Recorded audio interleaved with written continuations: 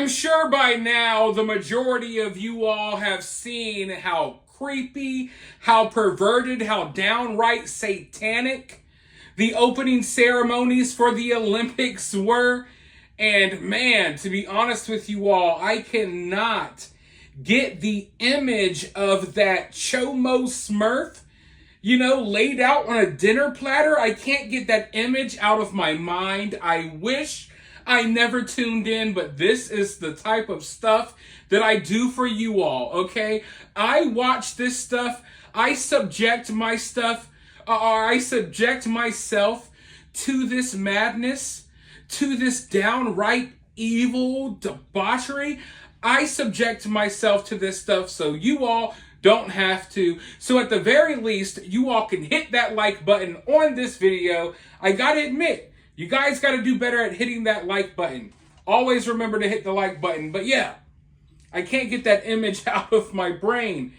And, everyone's focused on the obvious. Of course, we had a bunch of drag queens and some fat, possibly real lady. I don't know anymore these days.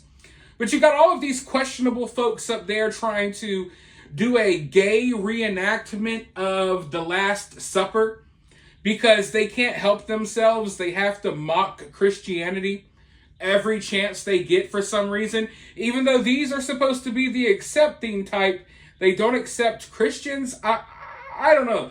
That's a conversation for another day. But everyone's focused on that Last Supper imagery. But did you guys see the pale horse? That's like something out of the book of Revelations. And I looked, and behold, a pale horse. And his name that sat on him was Death, and hell followed with him.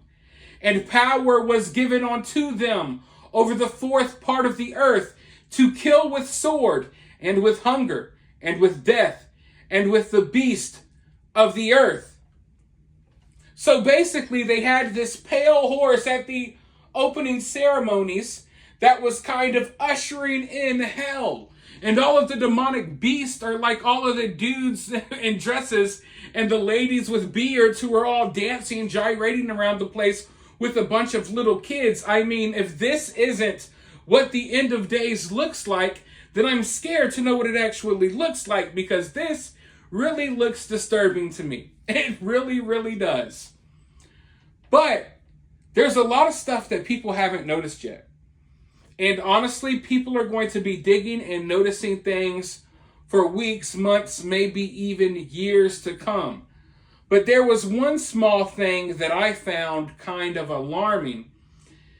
And I don't see many people talking about it, but during a particular animation during the opening ceremony, as the opening ceremony was playing, you see what appears to be like a hot air balloon. Now, when I saw this hot air balloon, the first thing that came to my mind was the Chinese spy balloon. I mean, maybe it's just trauma. Maybe we're just traumatized as Americans because, man, we had to deal with that mean, bad, creepy spy balloon flying all over America. We didn't do anything about it. Took it out at the last minute after it collected all the data it needed. I think us Americans were still traumatized by that. Other people in other countries, they're living in active war zones. Our most traumatic experience is the Chinese hot air balloon. But anyway, as soon as I see the hot air balloon, I start thinking about the Chinese spy balloon. And then the balloon flies over the Statue of Liberty. And I'm looking at the Statue of Liberty, and I don't even notice it at first. It just happens so quickly that I kind of don't even notice it. And then I have to ask myself, I'm like, wait. And this is how they get you, folks. They run this stuff by you, and you're just so programmed to just watch the television or just watch the Netflix or just watch the stream. You're just so programmed to watch the stuff that some of the imagery that they show you, it doesn't register. Like subconsciously, it's in there, but it doesn't really register. So it played and it didn't register with me until like 30 seconds afterwards. I'm like, wait, why was that Statue of Liberty looking a little different? And I go back and look, and for some reason, this is at the Olympic Games, The Statue of Liberty that's in their little animation that they have going on, it's like battle damaged. You got like bullet holes in it. It looks like it's been hit with tanks, scorch marks. And I find that very disturbing. Because what type of message are y'all trying to send? What are y'all trying to say? Because I'm someone that believes in predictive programming. And it has been speculated, there's theories going around. If you look at one of the opening ceremonies from years ago, it looks like it was a prediction of the beer bug and the lockdowns that we went through a couple of years ago. It looks like they predicted all of that during the opening ceremonies. So sometimes there's messaging in these opening ceremonies that people pick up on, like predictive messaging, predictive programming, if you will. So I'm looking at this like battle damaged Statue of Liberty, and I'm just wondering if this is supposed to send us a message about something that's going to happen in the near future.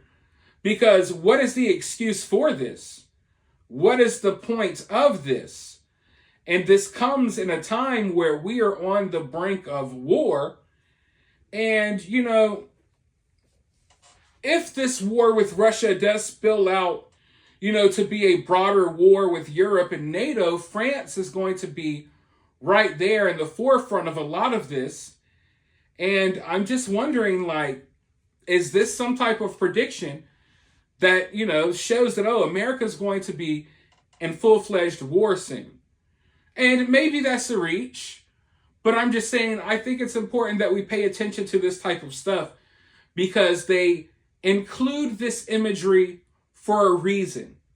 Like, it's not just the coincidence that they decided to put dudes in dresses dancing with little kids in the opening ceremony of the Olympics. No, they do this for a reason because they want to normalize this and they want to put this madness on display in front of the world because they get off on it. They love flaunting this stuff in our faces. So none of this happens by accident. No, this isn't just art. There's a lot more to it, folks. And if you haven't picked up on that by now, you may never pick up on that. So maybe you just sit on the sidelines and allow people like us, you know, people like me and the majority of people who watch this channel, allow us to have these conversations.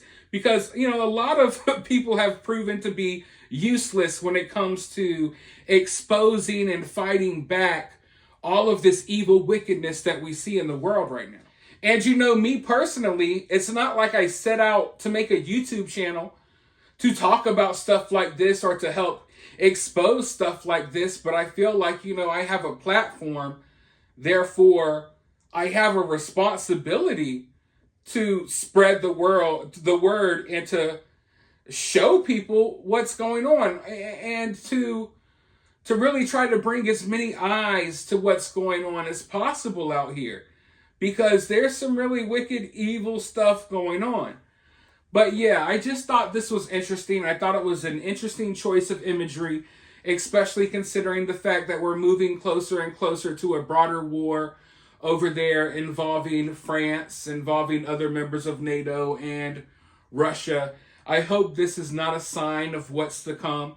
You know, I hope that I never see the day where the Statue of Liberty is battle-scarred and we're dealing with a full-fledged war on our soil. It's almost something that's impossible to even think of for Americans. I know maybe certain places in Europe and certain other places in the world, you know, you can think of it because it's happened, but we haven't really experienced, you know, a full-fledged war on our soil in a very, very long time.